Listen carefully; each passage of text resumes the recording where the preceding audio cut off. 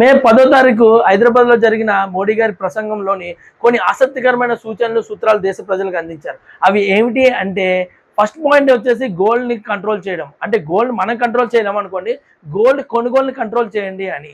రెండవది petrol diesel వాడకాన్ని తగ్గించండి అని.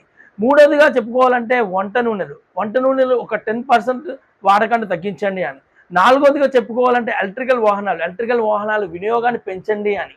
ఐదవదిగా చెప్పాలి అంటే మనం సోలార్ ప్యానెల్స్ అంటే సోలార్ విద్యుత్తుని ఉపయోగించుకోండి అని. ఆరోదిగా చెప్పాలి అంటే ఇక్కడ ఆయన ఏం చెప్పారంటే మధ్యతరగతి వాళ్ళ ఆడంబరాలు అంటే మధ్యతరగతి వాళ్ళని తక్కువగా చూడట్లేదు, ఆడంబరాలు తగ్గించుకోండి, అవసరాలకు తగ్గట్టుగా ఆడంబరాలు చేసుకోండి అని ఆయన చెప్పడం జరిగింది. ఇంకా తర్వాత ఆయన చెప్పింది ఏంటంటే విదేశీ పర్యటనలో అవసరం ఉన్నంత మటుకు విదేశీ పర్యటనలు చేయండి అని.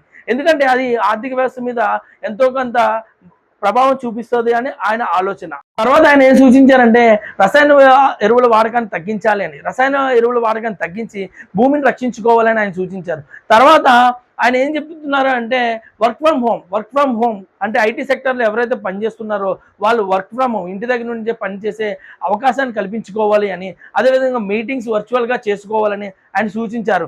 అదేవిధంగా భారతదేశంలో తయారవుతున్న వస్తువులను అంటే మన స్వదేశంలో తయారవుతున్న వస్తువులను ఎంకరేజ్ చేయాలి, కొనుగోలు చేయాలని కూడా ఆయన సూచించారు. ఎందుకు ఇదంతా చేస్తున్నారు అని మా బడ్డిగొడ్డు బాబాయ్కి ఒక డౌట్ వచ్చింది. బడ్డిగొడ్డు బాబాయ్ నన్ను అడిగాడు, బాబాయ్ ఎందుకు బాబాయ్ ఇలా మోడీ గారు మనకి ఈ సూచనలు చేస్తున్నారు, దానివల్ల మనకు ఉపయోగం ఏంటి? అయితే మా బడ్డిగొడ్డు బాబాయ్కి వచ్చిన డౌట్ కూడా మీకు కూడా వచ్చి ఉండదు కానీ, అయితే బడ్డిగొడ్డు బాబాయ్ అయితే ఏమైంది అంటే రెండో ప్రపంచ యుద్ధం ముఖ్యంగా జరిగిన తర్వాత అమెరికా ప్రపంచ దేశాల్లో కన్నా అన్నిటికన్నా బలమైన దేశంగా తయారైపోయింది. వాళ్ళ దగ్గర గోల్డ్, పవర్, టెక్నాలజీ, డిఫెన్స్ రంగంలో చాలా స్ట్రాంగ్ అయిపోయింది. అందుకని అమెరికా అతను ఏం చేశాడు అంటే డాలర్ని ఒక స్టాండర్డ్గా చేసేసాడు. అంటే ఇప్పుడు నువ్వు ప్రపంచ దేశాల్లో వెళ్ళి మాట్లాడాలంటే ఇంగ్లీష్ మినిమం రావాలి కదా. వరల్డ్‌లో నువ్వు మాట్లాడాలంటే అందరికి కామన్ లాంగ్వేజ్ ఇంగ్లీష్ ఉండొచ్చు.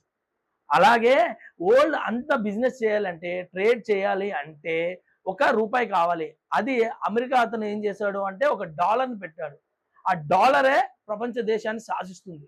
ఈరోజు మనం ఇంపోర్ట్ చేసుకున్న ప్రతి వస్తువు మీద మనం మన రూపాయిని డాలర్ రూపంలో మార్చి వాళ్ళకి చెల్లించాల్సి ఉంటుంది.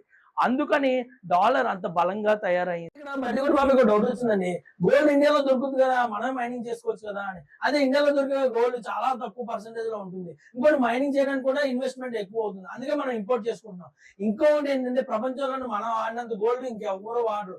అందులోని ఇండియన్స్ అందులోని తెలుగు వాళ్ళు ఎక్కువ వాడుతూ ఉంటారు. ఈ గోల్డ్ వాడకంలో ఏమవుతుందంటే మనం గోల్డ్ కొనేటప్పుడు ప్రతిసారి వేరే దేశం నుంచి డాలర్ రూపంలో చెల్లించాల్సి ఉంది. డాలర్ రూపంలో చెల్లించినప్పుడు అది ఎంతో కొంత మన ఆర్థిక పరిస్థితిని దెబ్బతీస్తుంది.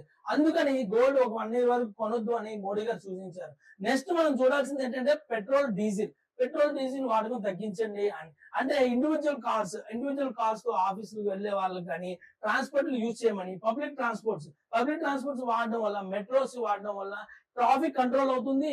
అదే విధంగా మన పర్యావరణం బాగుంటుంది. తర్వాత ఆయన ఏం చెప్పారంటే విదేశీ పర్యటనలు అంటే మెయిన్లీ టూరిజం స్వదేశీ టూరిజాన్ని ఎంకరేజ్ చేయండి. ఆ విధంగా ఉపాధి కూడా దొరుకుద్ది, ఆర్థిక అభివృద్ధి బలపడుతుంది అని చెప్పారు. తర్వాత ఈవీ వెహికల్స్ అంటే ఎలక్ట్రికల్ వెహికల్స్, స్కూటర్, కార్ ఇలా వాడడం వల్ల పొల్యూషన్ కంట్రోల్ అవుతుంది, కార్బన్ ఎమిషన్స్ తగ్గించవచ్చు అని ఆయన సూచించారు. తర్వాత మెయిన్ ఆయన చెప్పే విషయం ఏంటంటే మేక్ ఇన్ ఇండియా అంటే స్వదేశీ వస్తువులు వాడడం, స్వదేశీలో తయారైన వస్తువులను మనం వాడడం వల్ల ఆర్థిక అభివృద్ధి బలపడుతుంది, మన దేశ అభివృద్ధి బలపడుతుంది అని ఆయన సూచించారు.